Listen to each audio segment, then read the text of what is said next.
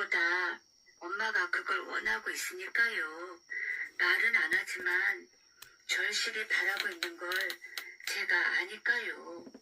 하고 열심히 이야기하는 것을 보다가 그만 싱그레 웃고 말았다. 내가 보기에 할아버지 할머니는 이미 설복되어서 무슈리가 만약 그 연설을 잠시 끊기만 한다면 이내 대답을 할 것 같은데 그는 마치 그들이 결단코 나를 놓지는 않으리라고 굳이 믿는 사람처럼 애걸복걸을 하는 것이었다.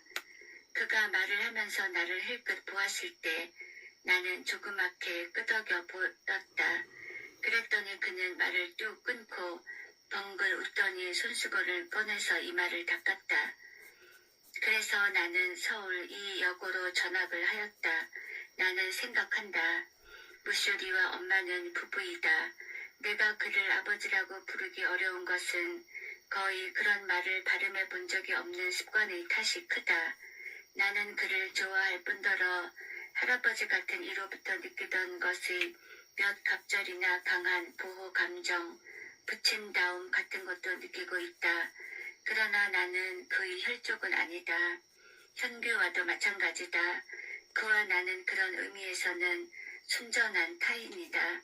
22살의 남성이고 18살의 계집아이라는 것이 진실의 전부이다. 왜 나는 이 일을 그대로 알아서는 안 되는가? 나는 그를 영원히 아무에게도 주기 싫다. 그리고 나 자신을 다른 누구에게도 바치고 싶지도 않다.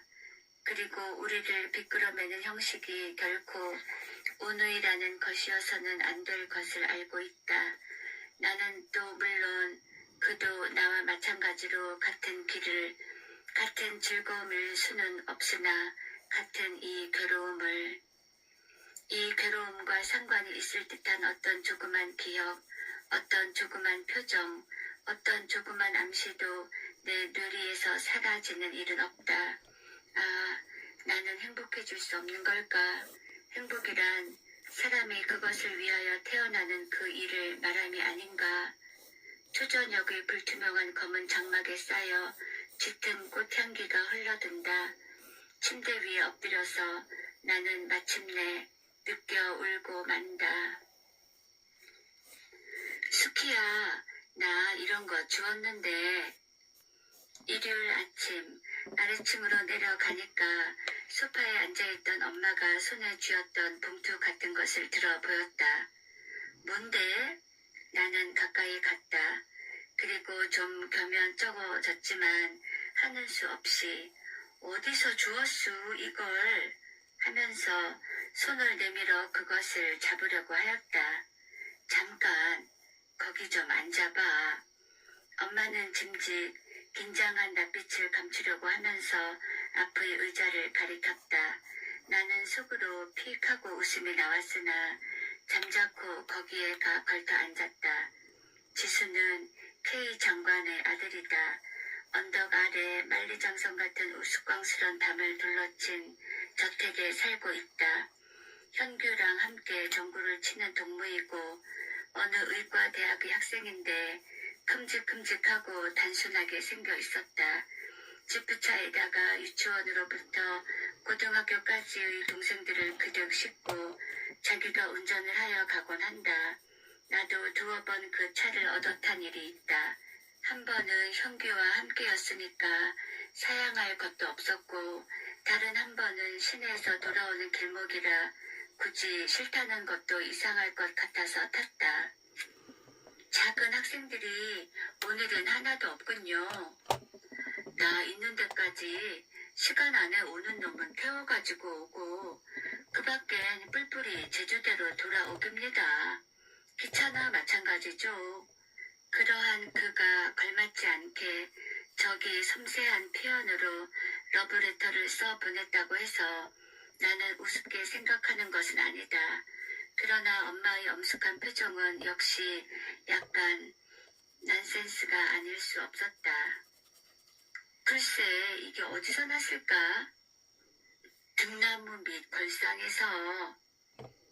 오라 참 개가 났었군. 오라 참이 아니 좀 더 조심성이 있어야 해요. 운동을 하고 난 다음에도 그게 뭐야. 라켓은 밤낮 오빠가 치워놓던데.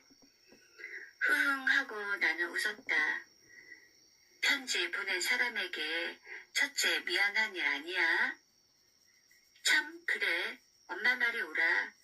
그리고 나는 편지를 잡아 채웠다. 귀중한 물건인가? 엄마가 좀 읽어보면 안 되나? 읽어봐도 괜찮아.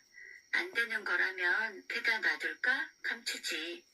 나는 조금 성가셔졌다. 그럼 안심이군. 사실은 벌써 읽어봤어. 아이 엄마도. 그런데 엄마가 얘기하고 싶은 건 수키가 자기 주위에 일어나는 일들을 이런 편지에 관한 거라든가 또 그 밖의 일들을 혼자 처리하지 말고 그 요점만이라도 엄마한테 의논해 주었으면 좋겠어. 그건 그렇게 해야만 하는 거야. 듣고 있는 사이에 나는 점점 우울해져서 잠시라도 속히 이 자리에서 떠나고 싶은 생각밖에는 없어졌다. 엄마가 언제나 수키 편에 서서 생각하리라는 건 알고 있겠지? 나는 선대답을 해놓고 천천히 밖으로 걸어 나갔다. 엄마의 아들을 사랑하고 있어요. 이렇게 말한다면 엄마는 어떤 모양으로 내 편에 서줄까? 엄마 힘에는 미치지 않는 일이었다. 무시우리의 힘에도 미치지 않는 일이었다. 나는 편지를 주머니에 구겨놓고 아침 이슬로 무릎까지 폭삭 적시면서 경사진 풀밭을 걸어 내려갔다. 되도록 사람을 만나지 않을 방향으로 멀리 늪이 바라다 보이는 쪽으로 천천히 걸음을 옮겨갔다. 아카시아의 숲이니 보리밭이니 잡목 곁을 지나갔다. 현규와의 사이는 요즘 어느 때보다도 비관적인 상태에 놓여 있는 것 같았다. 나는 그와 마주치기를 피하고 있는 것 같았다. 나는 그와 마주치기를 피하고 있었다. 웃고 농담을 하고 아무것도 아닌 채 헤어지는 고통이 참기 어려운 것이다. 그가 예사 얘기를 하여도 나는 공연히 화를 냈다. 그러면 그는 상대를 안 해주었다. 머리 위에서 새들이 우짖었다. 하늘은 깊은 바닷물 속같이 짙푸르고 나무 잎새들은 빛났다. 여름이 무르익어 가고 있었다. 상수리 숲이 늪의 방향을 가려버렸으므로 나는 풀 위에 앉아 턱을 괴고 생각에 잠겼다. 세계적인 발레리나가 되어 보석처럼 번쩍이면서 무대 위에서 그를 노려보아줄까? 한 번도 귀담아 들은 적은 없지만 내 발레 선생은 늘 나에게 야심을 가지라고 충동을 한다. 그러면 그는 평범한 못생긴 와이프를 데리고 보러 왔다가 가슴이 아파질 터이지. 아주 짧은 동안 그것은 썩 좋은 생각인 듯 내 맘속에 머물렀다. 그러고는 물거품처럼 사라져 없어졌다. 그러고는 이어 그에게 아무것도 바라지를 말고 식모처럼 그저 봉사만 하는 일에 감사를 느끼자는 생각이 떠올랐다. 그러자 슬픈 마음이 들기도 전에 발등 위로 눈물이 한 방울 굴러 떨어졌다. 나는 일어나서 돌아가려고 하였다. 그때 와삭거리고 풀 헤치는 소리가 등 뒤에서 나며 늘씬하게 생긴 새터가 한 마리 나타났다. 그 줄을 쥐고 지수가 걸어왔다. 건강한 체구의 연회색 스포츠웨어가 잘 어울린다. 그의 뒤에서 10살 전후의 사내애와 계집아이가 장난을 치면서 달려나왔다. 지수는 나를 보고 좀 당황한 듯 하였으나 이내 흰 이를 보이고 웃으면서 다가왔다. 안녕하셨어요. 산보입니까? 네, 돌아가는 길이에요. 아이들은 우리를 새에 두고 떠들어대면서 잡기 내기를 한다. 지수는 한 아이를 붙들어 쉘터를 맨 줄을 들려주고는 어서 앞으로들 가라고 손짓하였다.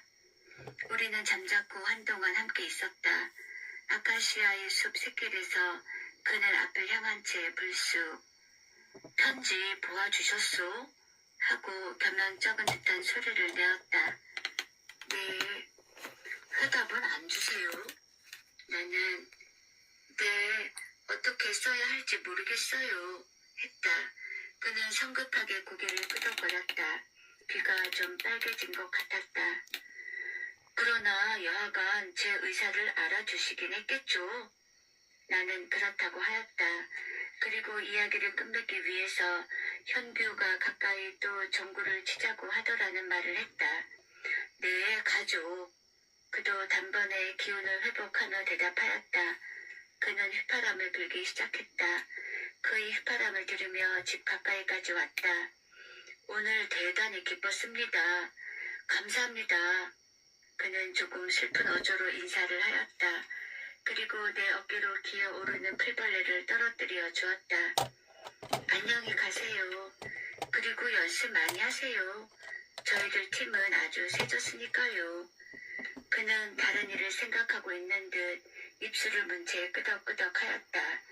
잡석을 접은 좁단 층계를 뛰어올라 나는 곧장 내 방으로 올라갔다. 지수가 하듯이 휘파람을 불고 있었다. 어쨌건 기운을 잃어서는 안 된다는 생각이었다.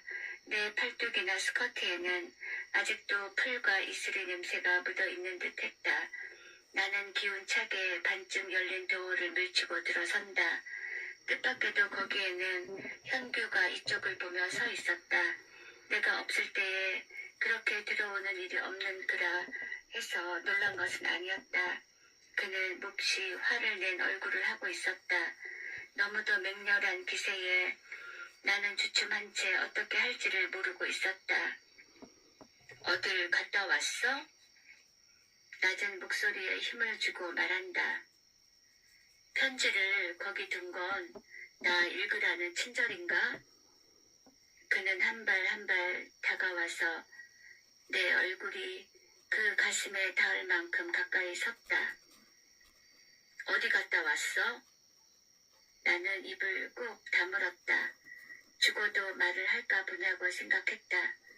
벼랑간 그의 팔이 쳐들리더니 내 뺨에서 찰깍 소리가 났다. 폭력을 쓰는 애는 영원히 폭력을 써. 어떤 경우에든. 돌았으나 그는 거들떠보지도 않고 동생을 패. 나는 멍청하니 창밖으로 더더구나 시선을 그런 일로. 던졌다. 연회색 셔츠를 입은 지수가 숲 새끼를 걸어가고 있는 것이 보였다. 그리고 조금 전에 지수가 풀벌레를 털어주던 자리도 손에 잡힐 듯이 내려다 보였다. 전류 같은 것이 내 몸속을 달렸다. 나는 깨달았다. 현규가 그처럼 자기를 잃은 까닭을.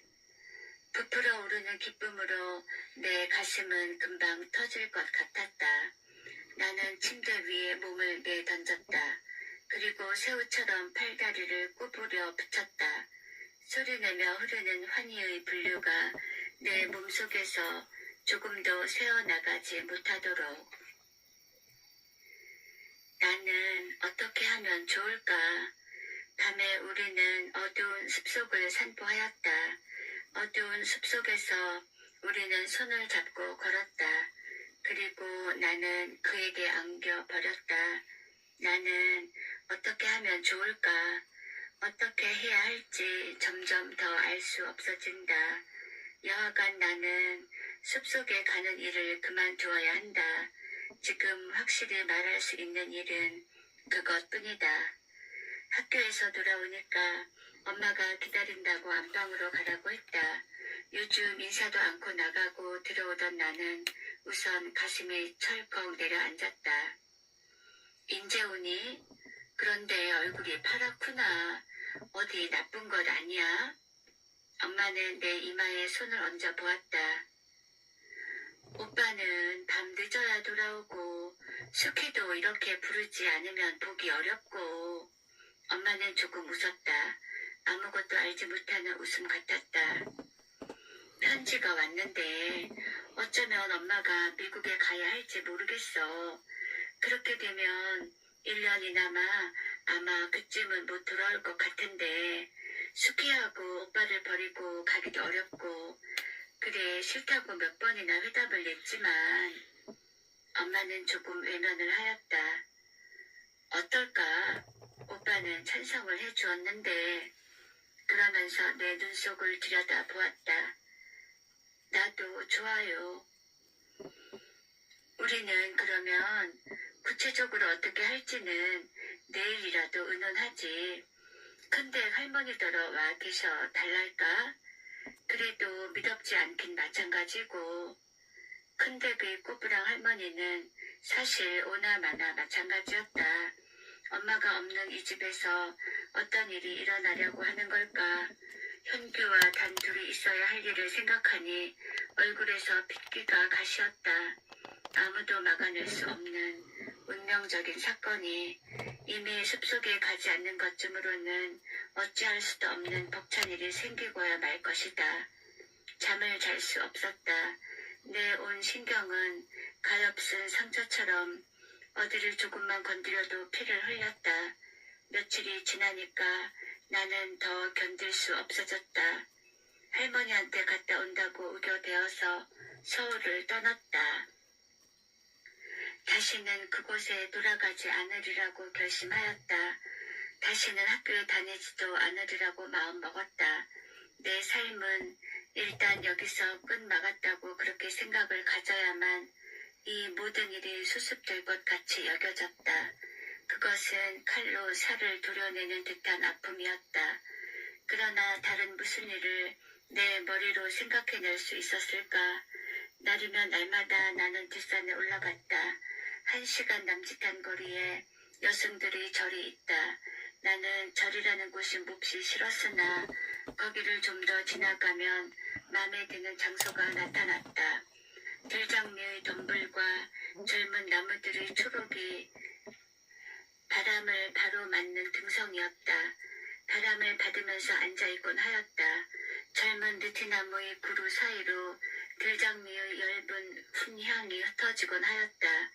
터키 블루의 원피스 자락 위에 흰 꽃잎은 찬란한 하늘 밑에서 이내 색이 바라고 초라하게 말려들었다.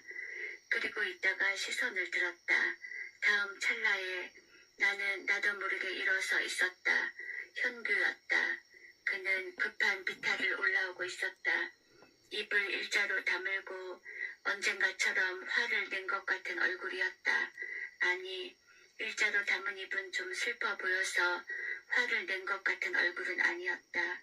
그가 2, 3미터의 거리까지 와서 멈췄을 때 나는 내 몸이 저절로 그 편으로 내다른 것 같은 착각을 느꼈다. 사실은 그와 반대로 젊은 느티나무 둥치를 붙은 것이었다. 그래, 수키, 그 나무를 놓지 말어. 놓지 말고 내 말을 들어. 그는 자기도 한두 걸음 뒤로 물러서면서 말하였다. 그 얼굴에는 무언지 참담한 것이 있었다. 수키는 돌아와서 학교에 가야 해. 무엇이고 다 잊고 공부를 해야 해. 나도 그렇게 할 작정이니까. 우리는 헤어져 있어야 해. 헤어져서 공부해야 해. 어머니가 떠나시려면 비용도 들 테니까 집은 난 빌려주자고 말씀드렸어. 내가 갈 곳도 생각해 놓고 수키도 어머니 친구 댁에 가 있으면 될 거야. 그렇게 헤어져 있어야 하지만 수키, 우리에겐 길이 없는 것은 아니야. 내 말을 알아들어 줄까? 그는 두 발로 땅을 꾹 딛고 서서 말하였다. 나는 느티나무를 붙들고 가늘게 떨고 있었다. 그때 숲속에서의 일은 우리에게는 어찌할 수도 없는 진실이었어. 우리는 이 일을 부정하고는 살아가지도 못할 거야. 우리는 다시 만나기 위해서 헤어지는 것이야. 우리에겐 길이 없지 않아. 외국에 가든지. 그는 부르진 손등으로 얼굴을 닦았다. 내 말을 알아줄까, 수키? 나는 눈물을 그득 담고 끄덕여 보였다. 내 삶은 끝나버린 것이 아니었다. 나는 그를 더 사랑하여도 되는 것이었다. 이제는 집에 돌아오겠다고 약속해 주겠지? 내일이건 모레건 되도록 속히. 나는 또 끄덕여 보였다. 곧 고마워. 그럼 그는 억지로 조금 미소하였다. 그리고 빙글 몸을 돌려 산비탈을 달려 내려갔다.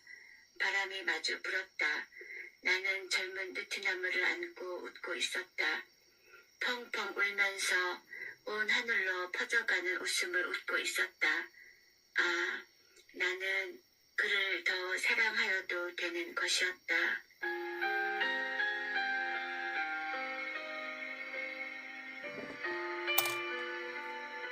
당신제의 단편소설 젊은 느티나무였습니다.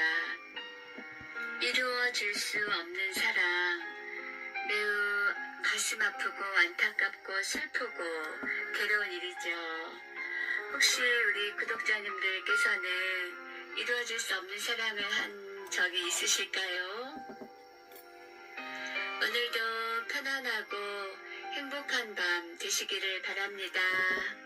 감사합니다.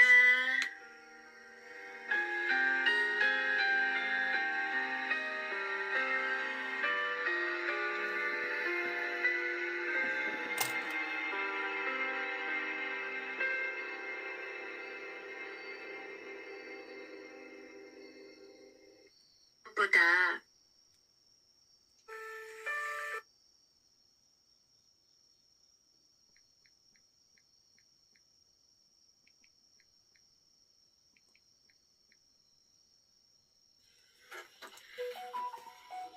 꿈이 부여없이 불러보는 겁니다.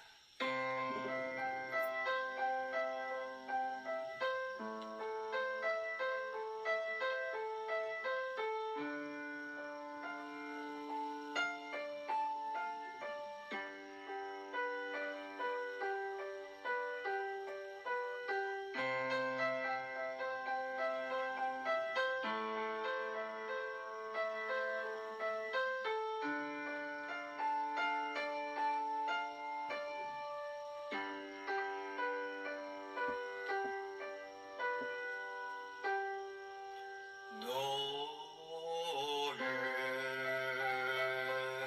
침묵에 내 마른 나의 입술 차가운 내 눈길에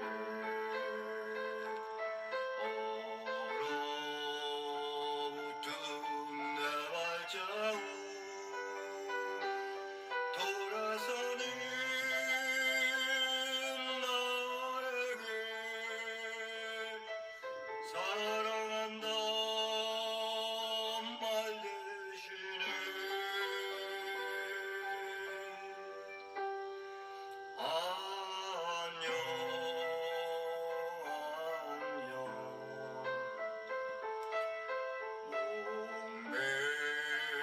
몽매인 그 한마디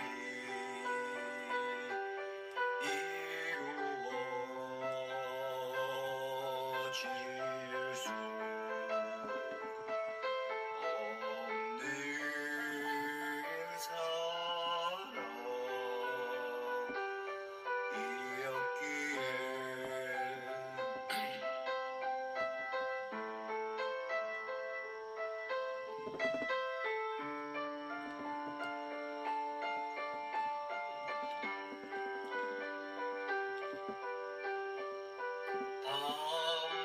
밤새워 하얀 길을 나 홀로 걸었었다.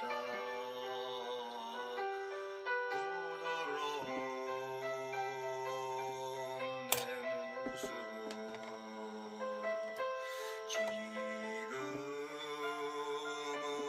어디에 가랑비야 내 얼굴을 더 세게 때려다오 슬퍼 내 눈물이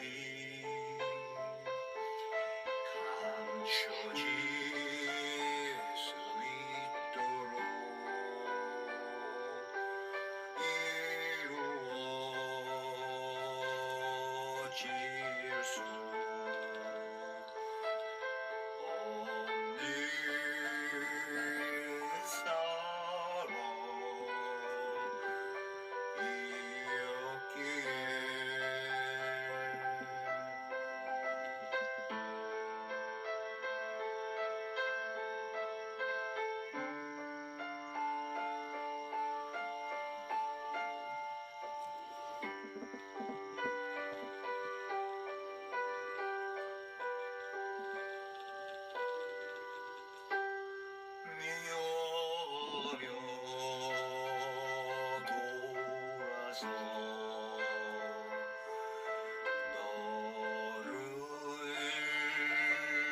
기다리며 쌌다가 부수고 또 쌓은 너에서 부서지는 파도가 삼켜버린 그 한마디 정말 정말 너를 사랑했었다고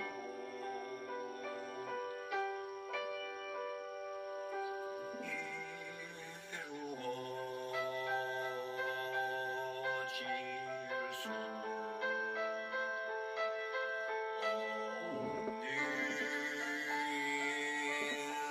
사랑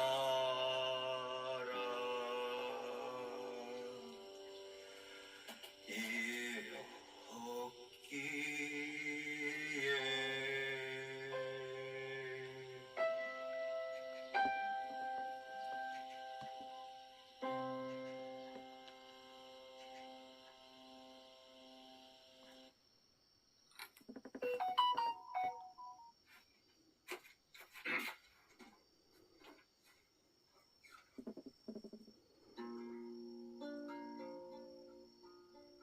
君の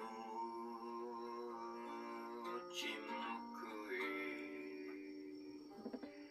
干からびた私の口ばる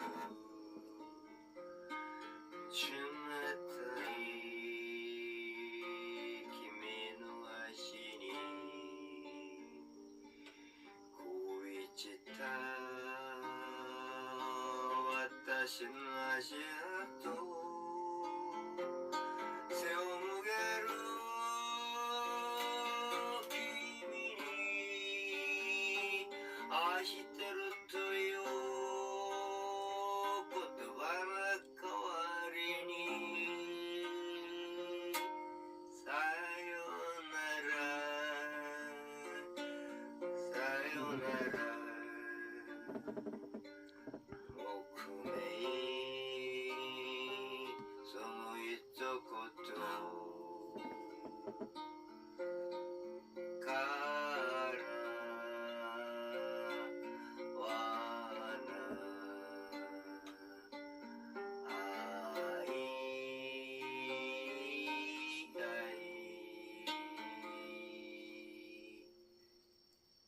だったから